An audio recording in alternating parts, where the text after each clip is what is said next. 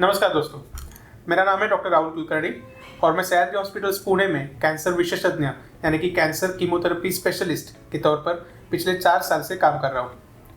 हमने अपने पिछले वीडियोस में कैंसर और कीमोथेरेपी के बारे में विस्तार में चर्चा की है। आज हम लोग कैंसर में इस्तेमाल होने वाली एक नई ट्रीटमेंट जिसको हम लोग बोलते हैं इम्यूनोथेरेपी, उसके बारे में चर्चा करेंगे। तो इम्यूनोथेरेपी के बारे में विस्तार में चर्चा करने से पहले मुझे आपको एक छोटी सी केस बतानी है। हाल ही में कुछ हफ्ते पहले मेरे पास एक पेशेंट आए थे जिनको रिसेंटली ब्रेस्ट कैंसर का डायग्नोसिस हुआ था। पूरी केस को देखने के बाद मैंने उनको समझाया कि उनका जो ब्रेस्ट कैंसर है वो स्टेज 2 या स्टेज 3 में ही है और जिसको हम लोग अगर प्रॉपरली सर्जरी, कीमोथेरेपी और रेडिएशन से अगर यूज़ कर सकते हैं तो उनका कैंसर पूरी तरीके से ठीक हो सकता है। लेकिन जैसे ही मैंने उनको ये बताया वैसे वो पेशेंट ने मुझे बताया कि डॉक्टर साहब नहीं, मुझे ये कीमोथेरेपी, रेडिएशन, सर्जरी इन सब से बहुत डर लगता है, मुझे कुछ नहीं करना, मेरी ट्रीटमेंट आप सिर्फ इम्यूनोथेरेपी से ही करो। तो क्या ये सही है? नहीं, इसका जवाब है नहीं। दोस्तों, आजकल हमारे पास बहुत सारे ऐसे पेशेंट्स आते हैं कि जो हमें इम्यूनोथेरेपी के बारे में ऐसे सवाल पूछते हैं। बहुत सारी शंकाएं उनके मन में रहती है और इसका कारण ये है कि आप बहुत जगह पे इसके बारे में पढ़ रहे हैं, सुन रहे हैं, कई वीडियोस भी इसके बारे में अवेलेबल है, लेकिन पूरी तरीके से जानकारी ना होने की वजह से बहुत सारे पेशेंट्स में और कुछ डॉक्टर्स में भी उसकी पूरी जानकारी नहीं है और बहुत सारी गलतफहमियां भी उसके रिलेटेड लोगों के मन में है।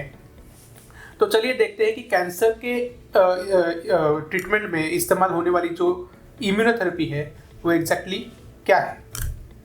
तो इम्यूनोथेरेपी एक ऐसी नई कैंसर में इस्तेमाल होने वाली ट्रीटमेंट है जिसके वजह से हम लोग अपनी प्रतिकार शक्ति यानी जो इम्यून सिस्टम है उसको ही एक्टिवेट या जागरूक कर सकते हैं और उसके तरीके से हम लोग कैंसर की पेशियों का खात्मा कर सकते हैं। दोस्तों, अपने शरीर में जो प्रतिकार शक्ति यानी रेजिस्टेंस पावर हम लोग जो बोलते हैं वो टी सेल नामक पेशियों की वजह से होती है। ये जो टी सेल्स होते हैं वो अपने बॉडी में पुलिस की तरह काम करते हैं। मतलब अगर कोई भी इन्फेक्शन या कोई भी कीटाणु या कोई भी फॉरेन सब्सटेंस अगर अपने बॉडी में आ जाता है तो वो टी सेल्स एक पुलिस के जैसे उसको पहचान लेते हैं और उसको खात्मा कर देते हैं। कई तरीके के पेशियों में भी कभी कभी कुछ बिगाड़ हो जाते हैं, लेकिन अपनी इम्यून सिस्टम उसको झट से पकड़ के उसको नष्ट कर देती है। लेकिन जब कैंसर होता है या कैंसर की पेशियाँ बहुत तेज़ी से बढ़ने लगती है तो कैंसर की पेशियाँ अपने इम्यून सिस्टम से बचने के लिए कई विकल्प ढूंढती है।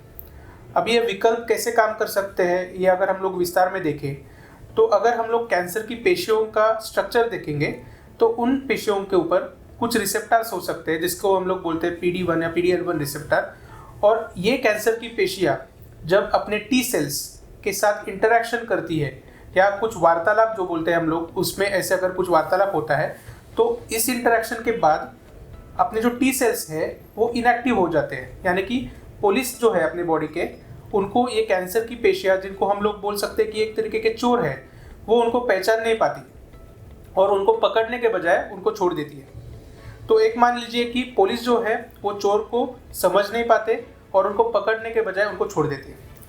तो ये सिंपल सी चीज़ है। तो ये मैकेनिज्म के वजह से अपनी बॉडी का इम्यून सिस्टम अपने कैंसर के अगेंस्ट काम कर नहीं सकता। ये बात जब साइंटिस्ट को पता चल गई तो कई साल के रिसर्च के बाद उन्होंने एक ऐसी थेरेपी विकसित कर दी कि जो जैसे हम लोग सलाइन के द्वारा मेडिसिन छोड़ते हैं वैसे अगर हमने वो थेरेपी दी तो ये जो इंटरेक्शन के बारे में हम लोग बात कर रहे हैं कि कैंसर की पेशी और टी सेल के बीच में जो वार्तालाप होता है वही वार्तालाप या इंटरेक्शन को वो मॉडिफाई कर सके या बंद कर सकते हैं। तो इससे क्या होता है कि जो ये टी सेल्स है या अपनी जो इम्यून सेल्स है वो कैंसर की पेशियों को पहचान सकते हैं और सिर्फ पहचान नहीं सकते, उनके अगेंस्ट हमला मोड़ देते हैं। जैसे कि वो नॉर्मल कीटाणुओं को खात्मा कर सकते हैं वैसे ही वो अपने कैंसर के पेशियों के ऊपर अटैक करते हैं और उनको नष्ट कर सकते हैं। तो ये जो इम्यूनोथेरेपी है वो कैंसर स्पेसिफिक इम्यूनोथेरेपी है। मतलब कैंसर के सेल्स के अगेंस्ट अपने प्रतिकार शक्ति को जागरूक करने की ये थेरेपी है। इसके लिए इसको बोलते हैं इम्यूनोथेरेपी। ये एक बहुत ही एडवांस तरीके की थेरेपी है और मॉलिक्यूलर लेवल पे काम करती है। और ये संशोधन के लिए साल 2018 में 2 साइंटिस्ट जिनके नाम है डॉक्टर जेम्स एलिसन और डॉक्टर टसुको हंजो, इन दोनों को नोबेल प्राइज़ भी दिया गया है। तो ये था बेसिक ऑफ इम्यूनोथेरेपी। मतलब इम्यूनोथेरेपी एग्जैक्टली कैंसर के ट्रीटमेंट में कैसे काम कर सकती है। तो अगला प्रश्न ये बनता है कि इम्यूनोथेरेपी और कीमोथेरेपी में क्या फ़र्क है। तो जैसे हमने पहले भी डिस्कस किया है, पिछली वीडियोस में हमने बताया कि कीमोथेरेपी जो है वो एक ऐसा केमिकल होते हैं कि जो हम लोग सलाइन के द्वारा या गोलियों के रूप में जब हम लोग शरीर में छोड़ते हैं तब वो जाके डायरेक्टली कैंसर के पेशियों को मारते हैं। लेकिन इम्यूनोथेरेपी ऐसे काम नहीं करता। हमने अभी देखा है कि इम्यूनोथेरेपी जो है वो अपने इम्यून के सेल्स को ही स्टिमुलेट करती है और वो इम्यून के सेल्स जाके कैंसर की पेशियों को मारते हैं। लेकिन ये जो इम्यूनिटी है वो कैंसर स्पेसिफिक है, मतलब अपने इम्यून सेल्स को सिर्फ कैंसर के पेशियों के अगेंस्ट स्टिमुलेट किया जाता है। कोई भी अन्य इम्यूनिटी बूस्टर दवाइयाँ ये काम नहीं कर सकती। ये मैं इसके लिए बोल रहा हूँ क्योंकि आज बहुत सारी ऐसे इम्यूनोथेरेपी के नाम पे दवाइयाँ बाज़ार में अवेलेबल है, बेची जाती है और ख़रीदी भी जाती है, जो कि साइंटिफिक इम्यूनोथेरेपी नहीं है। तो ऐसे गलतफहमियों के शिकार ना बने और अपनी ट्रीटमेंट सही तरीके से सोच समझ करके चुनिए। तो नेक्स्ट हम लोग ये देखते हैं कि इम्यूनोथेरेपी का इस्तेमाल हम लोग कौन कौन से कैंसर्स में कर सकते हैं। तो आजकल हर तरीके के कैंसर्स में इम्यूनोथेरेपी का इस्तेमाल हो रहा है, लेकिन हम लोगों को कुछ स्पेसिफिक टेस्ट करने पड़ते हैं पेशेंट्स में, जैसे कि कुछ मॉलिकुलर टेस्ट है जिसको हम लोग बोलते हैं PD-L1 टेस्टिंग या MSI टेस्टिंग, जिसके आधार पे हम लोग ये अनुमान लगा सकते हैं कि पेशेंट्स में इम्यूनोथेरेपी का कितना फ़ायदा हो सकता है।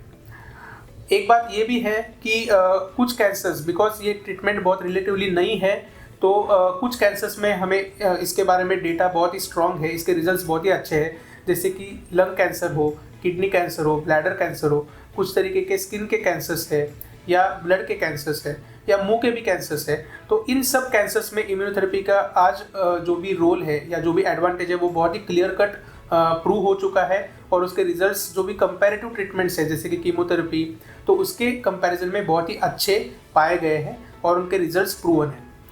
इसके अलावा भी जो भी अन्य कैंसर्स हैं, जब वो एडवांस स्टेज में हो जाते हैं तो भी उनमें भी अभी इम्यूनोथेरेपी का इस्तेमाल चालू हो चुका है और जो कंपैरेटिव जो दूसरे ट्रीटमेंट्स है जैसे कि कीमोथेरेपी, उसके कंपैरिजन में ऐसे पाया गया कि उनमें भी इम्यूनोथेरेपी का फ़ायदा हो सकता है, लेकिन हमें वो सिलेक्टिव केसेस में यूज़ करना चाहिए और हम लोग ऐसे सिलेक्टिव केसेस में उसका यूज़ अभी कर रहे हैं।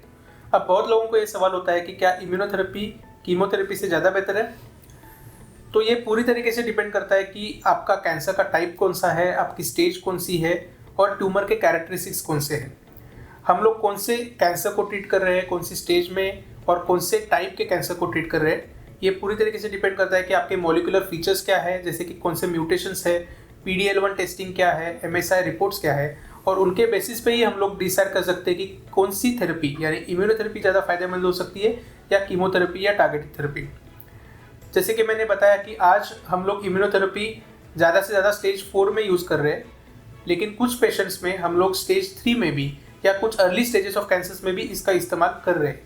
लेकिन एक बात मैं बहुत ही स्ट्रांगली एम्फसाइज करना चाहता हूँ कि अर्ली स्टेजेस ऑफ कैंसर्स में जो भी रूटीन ट्रीटमेंट ऑप्शंस है, क्यूरेटिव ट्रीटमेंट ऑप्शंस है, जैसे कि सर्जरी हो या कीमोथेरेपी या रेडिएशन, उनको इम्यूनोथेरेपी सब्स्टिट्यूट नहीं है। तो ऐसे स्टेजेस में जो भी क्यूरेटिव ट्रीटमेंट ऑप्शंस है वो ज़रूर लेने चाहिए। ऐसे कोई स्पेसिफिक सबसेट्स है जैसे कि स्टेज 4 लंग कैंसर्स है, जिनमें हम लोग आजकल इम्यूनोथेरेपी डायरेक्टली डायग्नोसिस के टाइम पे भी यूज़ कर रहे हैं और ऐसे पेशेंट्स में इम्यूनोथेरेपी का फ़ायदा कीमोथेरेपी से ज़्यादा पाया गया है। तो ऐसे पेशेंट्स में हम लोग ज़रूर कीमोथेरेपी अवॉइड कर सकते हैं, लेकिन उसके लिए हमें कुछ मॉलिकुलर टेस्ट्स की ज़रूरत पड़ती है और किन पेशेंट्स में इम्यूनोथेरेपी ज़्यादा फायदेमंद होगी और किन में अन्य तरीके की थेरेपी ज़्यादा फायदेमंद होगी, ये पूरी तरीके से आपको आपके मेडिकल ऑन्कोलॉजिस्ट ही ज़्यादा अच्छे से गाइड कर सकते हैं। तो इम्यूनोथेरेपी के बारे में निर्णय लेने के टाइम पे आपके मेडिकल ऑन्कोलॉजिस्ट की सलाह ज़रूर लें। और एक चीज़ बहुत सारे पेशेंट्स के मन में रहती है कि क्या इम्यूनोथेरेपी चौथे स्टेज के कैंसर्स को भी जड़ से मिटा सकती है? तो इसका जवाब सरल नहीं है। अनफॉर्चुनेटली आज भी हम लोग जो चौथे स्टेज के कैंसर्स या काफ़ी एडवांस्ड हुए कैंसर्स को क्यूरेबल नहीं मानते। लेकिन एक बात ज़रूर है कि जो इम्यूनोथेरेपी है, अगर हम लोगों को उसका चयन अगर ठीक तरीके से किया जाए और अगर उसका फ़ायदा होता है पेशेंट्स को, तो उसका लंबे तरीके से लंबे हद तक फ़ायदा हो सकता है। हम लोगों ने ऐसे भी देखा है कि हम लोग इम्यून सिस्टम को एक्टिवेट कर रहे हैं और उसके वजह से बाद में कुछ महीनों के बाद अगर इम्यूनोथेरेपी बंद भी हो जाती है तो उसका फ़ायदा थोड़ा कैरी फॉरवर्ड हो सकता है। तो एक एडवांटेज है कि इम्यूनोथेरेपी का फ़ायदा लंबे समय तक रह सकता है। हाँ, ये बात अलग है कि आज हम लोग कुछ स्टेज 3 कैंसर्स में या कुछ अर्ली स्टेज के कैंसर्स में भी इम्यूनोथेरेपी का इस्तेमाल कर रहे हैं और ये देख रहे हैं कि उसके वजह से कैंसर क्योर होने के चांसेस बढ़ रहे हैं क्या।